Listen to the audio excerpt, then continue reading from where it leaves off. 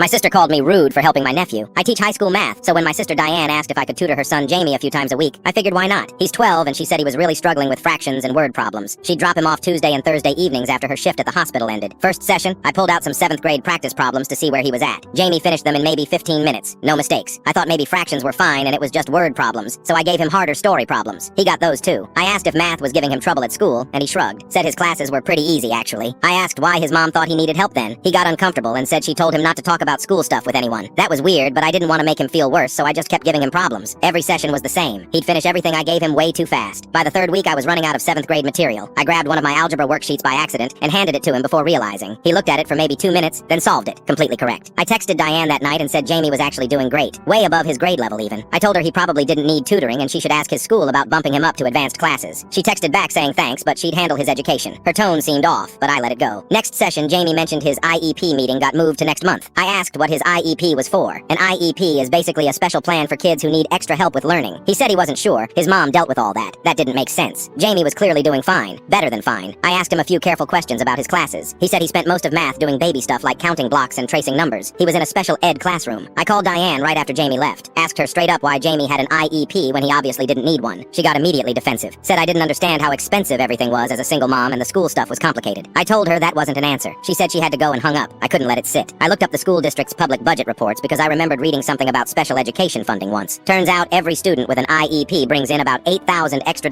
per year from the state. The schools get that money to pay for special resources and aids. I called Diane again the next day, told her what I found and asked if she was getting some kind of payment for Jamie being in special ed. She exploded. Started screaming that I was calling her a liar and a thief, that I was being incredibly rude after she trusted me with her son, that I clearly thought I was better than her. I said if she was faking a disability to collect money, that was fraud. She told me to stay out of her life and hung up again. My mom called me 2 days later. Diane had told her I refused to keep tutoring Jamie and accused her of being a terrible parent for no reason. Mom said I needed to apologize and stop causing drama. I explained everything. The math skills, the IEP, the funding, all of it. Mom got really quiet. Then she asked if I was absolutely sure. I said yeah, I'd been teaching for 6 years and Jamie was one of the smartest kids I'd worked with. Mom said she'd take care of it. I figured she meant she'd talk to Diane privately. Instead, Mom called the school district office and filed a formal concern about Jamie's placement. She told them she was his grandmother and she'd observed he was performing way above the level of his current classes. The district has to investigate any family complaint like that by law. They pulled Jamie's records. His test scores were all high. His previous teachers had noted multiple times that he seemed bored and should be reevaluated, but Diane kept insisting he needed to stay in special ed, and the school had just gone along with it because parents usually know best. The school moved Jamie to regular classes immediately. Then they looked at the funding. Turned out Diane had been getting a monthly parent support stipend meant for families dealing with severe disabilities. She'd been collecting it for almost 3 years. Over $18,000 total. The district reported it to the county. Diane got charged with benefits fraud and had to pay everything back. She took a plea deal, got a misdemeanor, 6 months probation, and 100 hours of community service.